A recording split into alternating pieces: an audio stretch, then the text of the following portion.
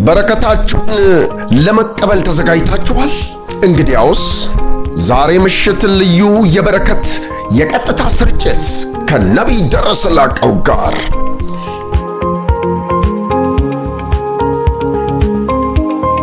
ከእግዚአብሔር ሰው ጋር በመሆን ዘሮን በመዝራት ከእግዚአብሔር ተአምራታዊ በረከት ጋር ይገናኙ። አብረውም የእግዚአብሔርን ሥራ ይስሩ።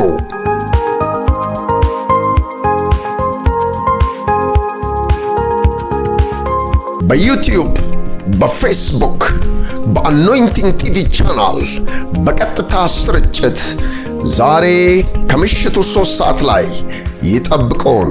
ዛሬም እግዚአብሔር ሕዝቡን በመባረክ ላይ ነው። ለቤቱኝ በመዝራት ከዛ ያቺ 40 ብር በእምነት ወደ 60 ምናምን ሺህ ተጠራቅሞ ጠበቀኝ። ኢየሱስ ጌታ ነው።